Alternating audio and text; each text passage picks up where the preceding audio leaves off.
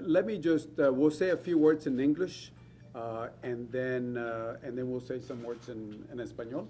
Muy bien. First of all, let me just thank all of y'all for being here. I certainly want to thank the minister for being here from Honduras, and also the ambassador also. Jorge is here also. I want to thank him for being here. We had a meeting to talk about different things. One, as you know, the number of kids coming across. And kids in the past were making about 20%. As you know, at one time, it was 1,200, 13, 14, up to 1,600 people that are coming through the Rio Grande Valley. 20% of them were kids. As you know, that number has gone down drastically. Different reasons. One, it could be, if you look at history, you have the ups and the downs because of the weather, and certainly we're in the very hot weather right now. Combined with that, it could be the good effort that law enforcement has done to target the smuggling organizations, the work that we've been doing here on the border and the work that we actually do over there. And then the other thing is, quite honestly, the good work that Honduras and other countries are doing to do their part of the work, and that is the messaging. And I know the president, for example, and the first lady of Honduras have focused a lot on making sure that they convince folks not to travel over to this very dangerous trek. Because, as you know, the focus has been on the people that were here, coming here. And at one time, there were large numbers. In June of this year, Border Patrol, just in Texas, detained 48,000 individuals. Out of the 48,000, 20% of them were kids. That doesn't include the family units, which family units you have kids also. The focus has been on only the kids that come by themselves. But there's also kids that come in with family units. That number, as we said, has gone down. Focus has been the ones that have made it across over here. But think about the ones that never got over here, the ones that might have died on the trek over here, or have been stopped and been used for either sex labor or other type of labor and on the way up here. So there's some unknown kids that have never made it over here, and that's why it's been a very dangerous trek. And I know that the country of Honduras has done a great job in making sure that they get the word over to their folks so they don't come over here. So a combination of factors.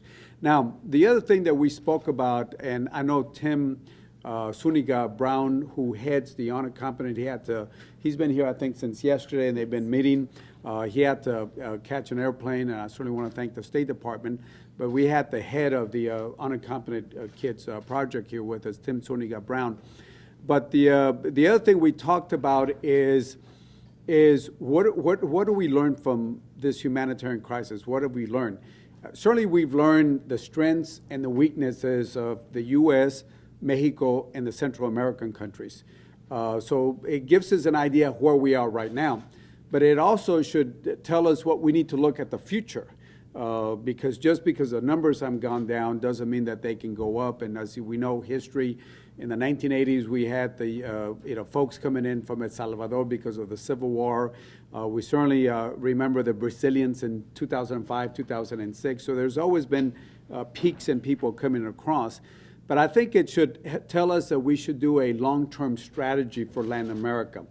When we talk about Latin America, we as a country, we export about 40% of everything we produce as a country, as the United States, to Latin America, which includes Mexico, Central America, and of course, South America. But is 40% of our attention in those countries? No, it's not. And as you know, lately there's been issues with Ferguson. There's been issues with the ISIS in Iraq, issues with Ukraine.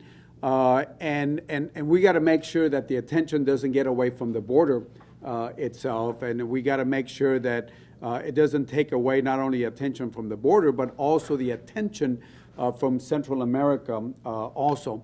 We talked about preparing a long-term plan, whether, and we'll come up with a name later, but whether we call it a Marshall Plan or whether we call it a Plan Colombia or Merida Initiative, we need to do something that's more comprehensive to Central America.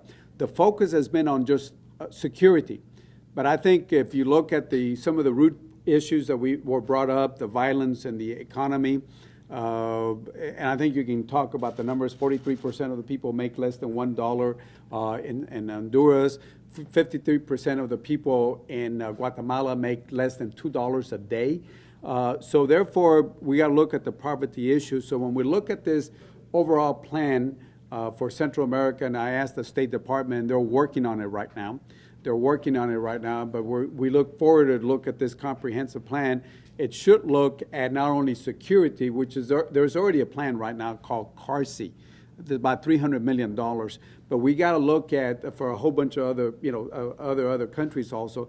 But we got to look at the prosperity and the economics part of it, because if we don't address some of the root issues, we'll still be continuing working with this situation. Again, the history with the United States, and I'll pass this on to the minister, is that when it comes to Latin America, if you look at the history of the U.S., we wait for a crisis to come up. In the 1980s, we saw the crisis of Daniel Ortega and the Sandinistas, and all of a sudden, what do? Oh, there's something going on, so let's send Oliver north, and let's send arms down there, and then after a while, issue kind of calms down, and then we forget about it, and then we come back again to other issues come up. I hope the same thing doesn't happen to Latin America, and that's why we got to be a lot more proactive than be reactive. Finally, the last thing I do want to talk about, something that deals with the border itself here. As you know, on the bill that I supported, one of the areas that I wanted to see was to see a reimbursement to the local communities. The local communities, the nonprofits that put money out here. I actually sent 2 letters out. One letter went to the chairman of appropriations, and as you know, the final bill that did pass had my language there to have a reimbursements for local communities and for the state also, and on the Southwest. It was particularly to the Southwest, local communities, border communities. That passed, and we're hoping that if we do a CR, the continuing resolution, that I'll be able to add that language there, because you got to have that mechanism, number one. Number two, and we got to wait till we get back, but at least we passed it from the House, and there's this precedence to make sure that we have that mechanism to reimburse. The other thing is, I also sent a letter to FEMA, and I said, FEMA, we need some of that reimbursement money to come back over here. And they basically wrote back, and they said, or they got back to us, and they said, well, as you know, since there was no bill passed, money had to be taken out of FEMA. Money had to be taken out of Coast Guard so they can fund CBP and ICE, otherwise they would be closing some of those facilities. So therefore, they said we don't have money. But they did say you can contact the state, because the state, from federal Homeland Security dollars, the state, according to FEMA, has about $24 million. So I will be contacting, sending a letter to them in the next couple of days saying, hey, by the way, you got some federal dollars there.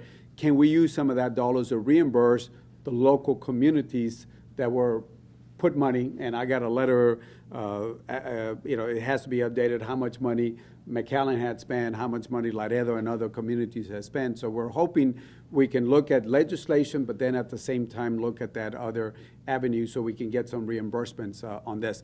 But at that time, it is my pleasure to have the minister here. She's fantastic. She's been here a couple days. I know that the city of McAllen, we met with the city of McAllen, of course, also Mr. Villarreal, also from Judge Garcia. Mayor Darling has been fantastic on this issue, and I certainly want to thank him. I know they provided space, and they're going to expand the space to the Hondurans also. And I think after Houston, McAllen is number 2. I think you're going to have 4 consulates. So after Houston, McAllen is number 2. That's pretty exciting, the work that y'all had done, the international aspect of it. But one of our good friends here are the folks from Honduras. So as you know, the First Lady was with us here some months ago, and now we have the Foreign Minister, and certainly I want to say welcome, bienvenido, aquí está McAllen.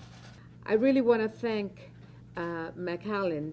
I really want to thank the work of Congress in recognizing really how this emergency situation on migrant children has evolved in something that it it has come to be for Honduras and for other countries a way of self-examining some of the situations that we are living in our own countries as propellers of this phenomenon. But also, it is an important space for the United States and Central America to convene and revise the context of our cooperation. I think that, as Congressman Cuellar mentioned, we have had several cooperation programs and projects which had an important impact, especially in the security issues that really permeates the entire portfolio of issues in our countries. Why? Because for Honduras, for instance, the cost of security is so high that we have had to deviate many resources of our national budget that are very needed in places like education, health, and others to try to face the security challenges that we do have had in the past few years. The reason why we face those challenges are usually, I don't want to be simplistic, but it's the organized crime and the drug trafficking that has come to be and have found a fertile place after the Plan Colombia and Merida Plan became successful. This is what we call the boomerang effect. And this has been tragic for Central America because while Colombia and Mexico started to have success, the drug traffickers started to look for alternative areas to work. And what once was for Honduran and other Central American countries a geographical blessing has become a curse because being in the middle of the producers of drugs in the south and the consumers in the north, we have become a fertile ground for violence and for illicit businesses. So we're fighting it in a very sustained way, but we, of course, need to have express that core responsibility principle that has been expressed by President Obama and other presidents in the sense of security that also has a direct impact on migration. So I know for you that live so close to the border, you see the migrants, you see this phenomenon of influx of people coming in. Congressman already mentioned some numbers, and for us, of course, it's a shock to see how many children have left Honduras unaccompanied. And that's why the Honduran president has made its very strong efforts in the past 2 months to reform our immigration system. We have created a new Institute of Migration, trying to promote, more security, trying to detect, and we have done so very successfully, the disappearance of what we call the blind spots, those places in our own borders that we didn't even know it existed, and that those were the crossing of the coyotes, as we call them, with unaccompanied children coming up north. In the past 3 weeks, 12 different groups of coyotes or people traffickers have been dismantled in Honduras. And as you mentioned, Congressman, for me has been a very good sign to be able to see on site in my visit to McAllen that the numbers have indeed come down in the past few weeks exponentially. So I hope that is, as you said, a mixture of different factors. But I'm willing to say that the campaign in Honduras, Guatemala, and El Salvador has been so consistent that we have sent a strong message to the families and to others for the children to stay at home and not take that horrific journey that means the crossing of Guatemala and Mexico to try to reach the southern border of the United States. I'm very satisfied with my visit. I have had different encounters with congressmen, with congressional districts close to this area, and it's such a good thing that I'm finishing with you, Congressman Cuellar, and have the opportunity to convey to the press my impressions of this visit, and to say that I have found a solid understanding of the situation. I have found a really focused intention of trying to work forward, not only in the immediate needs that the situation of the migration has put us forward, but to see how we work together in the future, to be able to review cooperation between the United States and Central America, to review possibilities of increasing our commerce situation, our investment situation. So there are a lot of new possibilities that this sad human drama has made us examine and re-examine. Is the fact that we also said telco where we're talking about Mayor Darling also, is that, you know, going through this gives us an opportunity to review where we are and where we ought to be. This issue is not only a security issue, it's a lot more. It's not one dimension, it's multi-dimension because we got to work with not only the state, local, federal government here, but then you got to work with the international partners also, both public and private. And I think we talked also about maybe even having the possibility of trade missions from McAllen to look at opportunities there in Honduras and foreign investments. And I think this could be a two-way street. So this situation, this humanitarian crisis, has given us a opportunity to look at not only the present, but more importantly, look at the future relations between the United States and Honduras. And certainly the Valley is going to be playing a very vital role to this. We have to conclude. I know the minister, and then I just want to say thank you. Thank you so much. And again, I want to thank so much for being here. Thank you so much. I appreciate it on that. Gracias. Gracias Buenas a tardes. ustedes. Buenas tardes.